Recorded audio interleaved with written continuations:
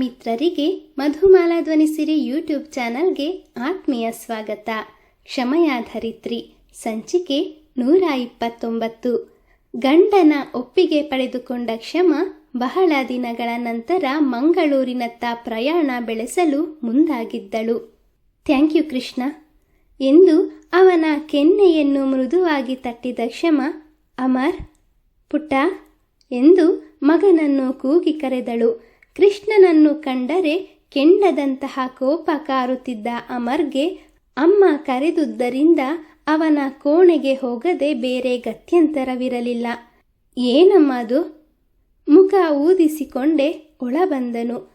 ಪುಟ್ಟ, ಅದು ನಾನು ನಾಳೆ ಕೆಲಸದ ಮೇಲೆ ಮಂಗಳೂರಿಗೆ ಹೋಗಬೇಕಾಗ್ತದೆ. ನಾಳೆ ಒಂದು ದಿನದ ಮಟ್ಟಿಗೆ ಅಪ್ಪನೊಂದಿಗೆ ಇರ್ತೀಯಾ? ಅಂದರೆ ಬೆಳಗ್ಗೆ ಟ್ಯಾಬ್ಲೆಟ್ ಕೊಟ್ಟು ತಿಂಡಿ ತಿನ್ನಿಸಿ ಶಾಲೆಗೆ ಹೋಗ್ತೀಯಾ? ನಾನು ಆದಷ್ಟು ಬೇಗ ಬಂದು ಬಿಡ್ತೇನೆ ಎಂದಳು.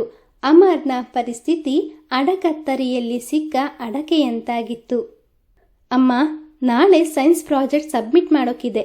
ನೆಕ್ಸ್ಟ್ ವೀಕೆ ಇಂಟರ್ ಸ್ಕೂಲ್ ಬ್ಯಾಡ್ಮಿಂಟನ್ ಚಾಂಪಿಯನ್ಶಿಪ್. ಸ್ಪೋರ್ಟ್ಸ್ನಲ್ಲಿ ಗಮನವಿಟ್ಟು ಪ್ರಾಜೆಕ್ಟ್ ಮಾಡೋದೇ ಮರ್ತೋಯ್ತು.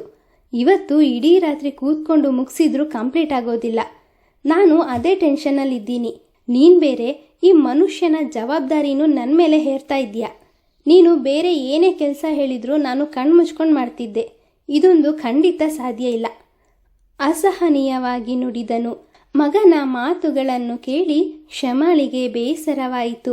ಎಲ್ಲದಕ್ಕಿಂತಲೂ ಹೆಚ್ಚಾಗಿ ಅವನ ಚುಚ್ಚು ಮಾತುಗಳು ಮೊದಲೇ ಹಾಸಿಗೆ ಹಿಡಿದು ಬಳಲುತ್ತಿರುವ ಗಂಡನನ್ನು ಮತ್ತಷ್ಟು ನೋಯಿಸುವಂತೆ ಮಾಡುತ್ತಿದೆಯಲ್ಲ ಎಂದು ಖೇದವೂ ಆಯಿತು. ಪುಟ್ಟ, ಇಡೀ ದಿನ ನೋಡ್ಕೊ ಅಂತ ನಾನೆಲ್ಲಿ ಹೇಳ್ದೆ? ನಾಳೆ ಶಾಲೆಗೆ ಹೋಗುವ ಮುನ್ನ ಟ್ಯಾಬ್ಲೆಟ್ ಕೊಟ್ಟು ಹೋಗು ಸಾಕು. ಆಮೇಲೆ ಜಯಣ್ಣನೋ ರಾಮಯ್ಯನೋ ನೋಡಿಕೊಳ್ತಾರೆ. ಅಮ್ಮನ ಮಾತಿಗೆ ಇಲ್ಲವೆನ್ನಲಾಗದೆ, ಆಯಿತು, ನಾಳೆ ಒಂದೇ ದಿನ, ಅದು ನಿನಗೋಸ್ಕರ ಎಂದು ಕೋಪದಿಂದ ಹುಬ್ಬು ಗಂಟಿಕ್ಕಿ ಹೊರ ನಡೆಯಲು ಮುಂದಾದನು. ಪುಟ್ಟ, ನಿಂತ್ಕೋ. ನೀನೇನು ಕಷ್ಟಪಡೋದು ಬೇಡ. ನನ್ನ ಎಡಗೈ ಸ್ವಾಧೀನದಲ್ಲಿಯೇ ಇದೆ. ನನ್ನ ಕೆಲಸವನ್ನು ನಾನು ಮಾಡಿಕೊಳ್ತೀನಿ. ನೀನು ಆರಾಮದಲ್ಲಿ ಶಾಲೆಗೆ ಹೋಗು ಎಂದ ಕೃಷ್ಣ ಕ್ಷಮಾಳತ್ತ ಮುಖ ಮಾಡಿ, ಕ್ಷಮ, ಓದು ಹುಡುಗನಿಗೆ ಯಾಕೆ ತೊಂದರೆ ಕೊಡ್ತೀಯ? ಅವನ ಪಾಡಿಗೆ ಅವನನ್ನು ಓದಿಕೊಳ್ಳೋದಕ್ಕೆ ಬಿಟ್ಬಿಡು ಎಂದನು. ಕ್ಷಮ ಮತ್ತೇನನ್ನೋ ಮಾತನಾಡುವ ಮುನ್ನವೇ, ಅಮ್ಮ, ನೀನು ಹೇಳಿದ ಕೆಲಸ ನಾನು ಮಾಡ್ತೀನಿ. ಈಗ ನನಗೆ ಕೆಲಸ ಇದೆ. ಗುಡ್ ನೈಟ್ ಎಂದ ಅಮರ್ ಕ್ಷಮಾಳನ್ನು ನೋಡಿ ನಗು ಬೀರಿ ಕೃಷ್ಣನ ಮುಖವನ್ನು ನೋಡದೆ ತನ್ನ ಕೋಣೆಗೆ ನಡೆದನು. ಕೃಷ್ಣ, ನೀವೇನು ಬೇಸರ ಮಾಡಿಕೊಳ್ಬೇಡಿ. ಹುಡುಗು ಬುದ್ಧಿ, ಅದಕ್ಕೆ ಹಾಗೆ ಆಡ್ತಾನೆ. ನಾನು ಬರುವ ತನಕ ನಿಮ್ಮನ್ನು ಅವನು ಚೆನ್ನಾಗಿಯೇ ನೋಡಿಕೊಳ್ತಾನೆ ಅಂತ ನನಗೆ ತಿಳಿದಿದೆ. ಈಗ ಟ್ಯಾಬ್ಲೆಟ್ ತೆಗೆದುಕೊಂಡು ಮಲಗಿ. ನಾನು ಮಲಗ್ತೇನೆ. ಬೆಳಗ್ಗೆ ಬೇಗ ಹೊರಡಬೇಕು ಎಂದವಳು ಕೃಷ್ಣನಿಗೆ ಮಾತ್ರೆ ನೀರು ನೀಡಿ ಪಕ್ಕದ ಕೋಣೆಗೆ ಮಲಗಲು ತೆರಳಿದಳು. ಪ್ರತಿನಿತ್ಯ ಕೃಷ್ಣ ಹಾಗೂ ಕ್ಷಮ ಒಂದೇ ಕೋಣೆಯಲ್ಲಿಯೇ ನಿದ್ರಿಸುತ್ತಿದ್ದರೂ ಅವಳಿಗೆ ಕೆಲಸವಿದ್ದಾಗ ಪಕ್ಕದ ಕೋಣೆಯಲ್ಲಿ ಮಲಗುವುದು ರೂಢಿಯಾಗಿತ್ತು. ಕೃಷ್ಣನಿಗೆ ಮಧ್ಯರಾತ್ರಿ ಏನಾದರೂ ಬೇಕಾಗಬಹುದೆಂದು ಅವಳು ಅವನೊಂದಿಗೆ ಮಲಗಬೇಕು ಅಂದುಕೊಂಡರೂ ಅವಳು ಕೆಲಸ ಮಾಡುವ ಸದ್ದಿಗೆ ಅವನಿಗೆ ಪದೇ ಪದೇ ಎಚ್ಚರಾಗುತ್ತಿದ್ದರಿಂದ ಕೆಲಸವಿದ್ದಾಗ ಪಕ್ಕದ ಕೋಣೆಯಲ್ಲಿ ಮಲಗುವುದು ಅನಿವಾರ್ಯವಾಗಿತ್ತು. ಈಗೀಗ ಕೃಷ್ಣನು ಸಹ ಸುಧಾರಿಸಿಕೊಳ್ಳುತ್ತಿದ್ದರಿಂದ ಅವಳಿಗೆ ಮೊದಲಿನಷ್ಟು ಚಿಂತೆ ಇರಲಿಲ್ಲ. ಮರುದಿನವೇ ಕ್ಷಮ ಮಂಗಳೂರಿನ ಕಂಪನಿಗೆ ತೆರಳಿ ತಮ್ಮೊಡನೆ ಬಂದಿದ್ದ ಫಾರಿನ್ ವಿಸಿಟರ್ಸ್ಗಳಿಗೆ ತಮ್ಮ ಕಂಪನಿಯ ಆಡಳಿತದ ಬಗ್ಗೆ ವಿವರಿಸಿದಳು. ಅವರ ಬೆಂಗಳೂರಿನ ಬ್ರಾಂಚ್, ಅಲ್ಲಿ ತಯಾರಾಗುತ್ತಿದ್ದ ಪ್ರಾಡಕ್ಟ್ಗಳ ಗುಣಮಟ್ಟವನ್ನು ಪರೀಕ್ಷಿಸಿದ್ದ ಅವರು ಮಂಗಳೂರಿನ ಅತ್ರಿ ಗ್ರೂಪ್ ಆಫ್ ಇಂಡಸ್ಟ್ರೀಸ್ನಲ್ಲಿನ ಕಾರ್ಯವೈಖರಿ ಗಮನಿಸಿದ ನಂತರ ಅವರೊಂದಿಗೆ ವ್ಯಾಪಾರದ ಒಪ್ಪಂದಕ್ಕೆ ಸಹಿ ಹಾಕಿದರು. ಬಂದ ಕೆಲಸ ಸುಸೂತ್ರವಾಗಿ ನಡೆದುದಕ್ಕೆ ಸಂತೋಷಗೊಂಡ ಕ್ಷಮ ಶ್ರೀಪತಿಯೊಂದಿಗೆ ಮೊದಲು ಮೈತ್ರಿಯ ಮನೆಗೆ ತೆರಳಿ ಚಿದಾನಂದ ಮೂರ್ತಿಗಳು, ಪದ್ಮಾವತಿ ಹಾಗೂ ಅವರ ಇಬ್ಬರು ಮಕ್ಕಳನ್ನು ಮಾತನಾಡಿಸಿಕೊಂಡು ಬಳಿಕ ತಾನು ಹುಟ್ಟಿ ಬೆಳೆದ ಮನೆಯತ್ತ ತೆರಳಿದ್ದಳು. ತನ್ನ ಮನೆ ಈ ಹಿಂದೆ ಹೇಗಿತ್ತೋ ಈಗಲೂ ಹಾಗೆಯೇ ಇದ್ದಿತ್ತು. ಅದರಲ್ಲಿ ವಾಸ ಮಾಡುತ್ತಿದ್ದ ಹಲವಾರು ಮಂದಿ ಕ್ಷಮಾಳ ನಿಸ್ವಾರ್ಥ ಸೇವೆಗೆ ಕೃತಜ್ಞತೆ ಸಲ್ಲಿಸಿದರು. ನೆರೆಹೊರೆಯವರನ್ನೆಲ್ಲ ಮಾತನಾಡಿಸಿ ಅಲ್ಲಿಂದ ಹೊರಡುವವಳಿದ್ದವಳ ಕಣ್ಣುಗಳು ಕಡಲಂಚಿನತ್ತ ಹೊರಳಿತು. ತಕ್ಷಣ ಶ್ರೀಪತಿಯನ್ನು ಕುರಿತು, ಶ್ರೀಪತಿ, ನೀವು ಬೆಳಗಿನಿಂದ ಏನೂ ತಿಂದಿಲ್ಲ. ಹೋಗಿ ಕ್ಯಾಂಟೀನಿನಲ್ಲಿ ಎಂತಾದರೂ ತಿಂದು ಬನ್ನಿ, ನಾನು ಇಲ್ಲಿಯೇ ಇರ್ತೇನೆ ಎಂದಳು. ಕ್ಷಮಾ, ಅದು ಕೃಷ್ಣ ನನ್ನ ಬಳಿಯೂ ಹೇಳಿ ಕಳಿಸಿದ್ದಾನೆ. ಅವನ ಮಾತು ಪೂರ್ಣವಾಗಲು ಬಿಡದ ಕ್ಷಮಾ, ಶ್ರೀಪತಿ ಪ್ಲೀಸ್, ಸ್ವಲ್ಪ ಹೊತ್ತು ಒಂಟಿಯಾಗಿ ಇರಬೇಕು ಅಂತ ಆಸೆ ಆಗ್ತಾ ಉಂಟು ಎಂದು ದೀನ ಕಣ್ಣುಗಳಿಂದ ಅವನನ್ನೇ ದಿಟ್ಟಿಸಿದಳು. ಶ್ರೀಪತಿ ಮರು ಮಾತನಾಡದೆ ಕಾರು ತೆಗೆದುಕೊಂಡು ಕ್ಯಾಂಟೀನಿನತ್ತ ನಡೆದನು. ಕಡಲ ತಡಿಯಲ್ಲಿ ಉಸುಕಿನ ಮೇಲೆ ಒಂದೊಂದು ಹೆಜ್ಜೆಯನ್ನು ಇಟ್ಟಂತೆಲ್ಲ ಅವಳ ಬಾಲ್ಯದ ನೆನಪುಗಳು. ಅಪ್ಪನೊಟ್ಟಿಗೆ ತನ್ನಿಬ್ಬರು ಅಮ್ಮಂದಿರು ತನ್ನ ವಿಷಯವಾಗಿ ಜಗಳವಾಡುತ್ತಿದ್ದದ್ದು, ಅಮೃತ ಹಾಗೂ ದೀಪಕ್ನೊಂದಿಗೆ ಆಟವಾಡಿದ್ದು, ಅವಿನಾಶನೆಂಬ ನೀಚನಿಂದ ನಂಬಿಕೆ ಎನ್ನುವ ಪದಕ್ಕೆ ಅರ್ಥವನ್ನೇ ಕಳೆದುಕೊಂಡದ್ದು, ಕಡಲಂಚಿನಲ್ಲಿ ಪ್ರಜ್ಞೆ ತಪ್ಪಿ ಬಿದ್ದಿದ್ದ ಅಹಲ್ಯಾದೇವಿಯವರ ಮೊದಲ ಭೇಟಿ, ಬರಿದಾದ ಬಾಳಿನಲ್ಲಿ ಕೃಷ್ಣನ ಪುನರಾಗಮನ. ನೆನಪುಗಳ ಅಲೆಗಳು ಒಂದೊಂದಾಗಿ ಅವಳ ಮನಸ್ಸಿನಲ್ಲಿ ಸುಳಿದಾಡತೊಡಗಿದ್ದವು. ದೂರದ ದಿಗಂತವನ್ನು ದಿಟ್ಟಿಸುತ್ತಾ ಯಾವುದೋ ಲಹರಿಯಲ್ಲಿ ಕಳೆದು ಹೋಗಿದ್ದವಳ ಭುಜದ ಮೇಲೆ ಇದ್ದಕ್ಕಿದ್ದಂತೆ ಯಾರೋ ಕೈ ಇರಿಸಿದಂತಾಯಿತು.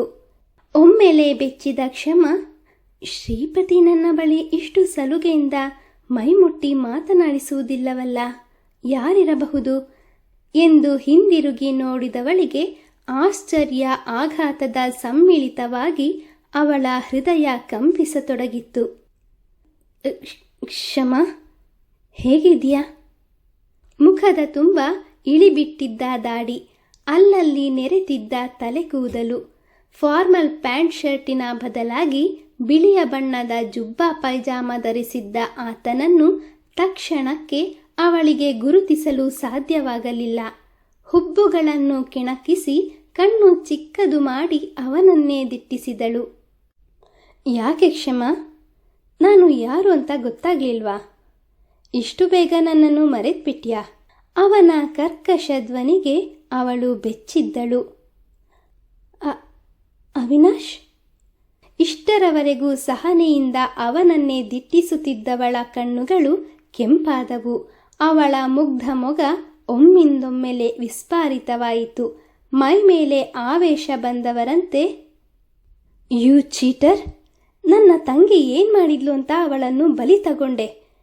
ಏನೂ ಅರಿಯದ ಅವಳನ್ನು ನಂಬಿಸಿ ಮೋಸ ಮಾಡಿದ್ದು ಅಲ್ಲದೆ ಅವಳು ಈ ಲೋಕವನ್ನೇ ಬಿಟ್ಟು ಹೋಗುವಂತೆ ಮಾಡಿದ್ಯಲ್ಲ, ನಿನ್ನನ್ನಂತೂ ನಾನು ಸುಮ್ಮನೆ ಬಿಡೋದಿಲ್ಲ ಎನ್ನುತ್ತಾ ವಿಕಟಟ್ಟಹಾಸದಿಂದ ಅವನ ಕೊರಳ ಪಟ್ಟಿ ಹಿಡಿದು ಅವನನ್ನು ಎಳೆದಾಡಿದಳು.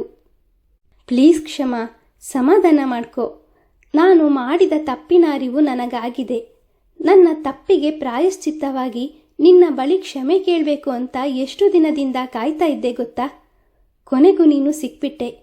ಕ್ಷಮಾ, ನಿನಗೆ ಕೈ ಮುಗಿದು ಬೇಡಿಕೊಳ್ತಾ ಇದ್ದೀನಿ, ದಯವಿಟ್ಟು ನನ್ನ ಕ್ಷಮಿಸು ಎಂದು ಕೈ ಜೋಡಿಸಿ ಅಂಗಲಾಚಿದನು. ಅಮೃತ ತೀರಿಕೊಂಡೇ ಬಹಳ ವರ್ಷಗಳು ಸರಿದಿರುವಾಗ ಇವನ ಮೇಲೆ ಸೇಡು ತೀರಿಸಿಕೊಂಡರೆ ಏನು ತಾನೇ ಪ್ರಯೋಜನ?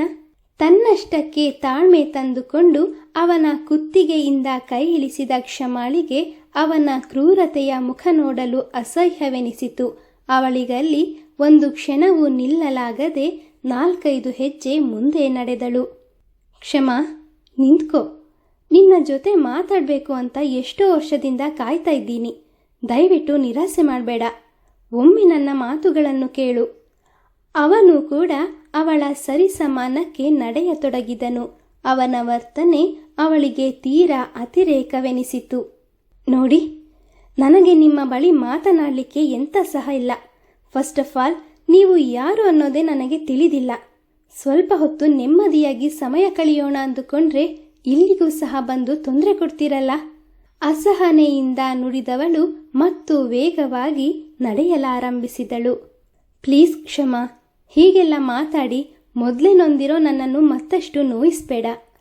ನಾನು ಮಾಡಿದ ಪಾಪದ ಕೆಲಸಕ್ಕೆ ನೀನು ನನ್ನ ಮೇಲೆ ಕೋಪ ಮಾಡಿಕೊಳ್ಳೋದು ನ್ಯಾಯವೇ. ಆದರೆ ನೀನು ನನಗೆ ಶಿಕ್ಷೆ ಕೊಡೋ ಯಾವ ಪ್ರಮೇಯವೂ ಇಲ್ಲ. ನಾನು ಮಾಡಿದ ತಪ್ಪಿಗೆ ದೇವರೇ ನನಗೆ ಸರಿಯಾದ ಶಿಕ್ಷೆ ನೀಡಿದ್ದಾನೆ. ಅವನ ಮಾತುಗಳು ನಿಲ್ಲುತ್ತಲೇ ಅವಳ ಹೆಜ್ಜೆಯು ತಟಸ್ಥವಾದವು. ಅವಳ ಮುಂದೆ ಬಂದು ನಿಂತ ಅವಿನಾಶ ಅವಳ ನಿಸ್ತೇಜ ಕಣ್ಣುಗಳನ್ನೇ ದಿಟ್ಟಿಸಿದನು.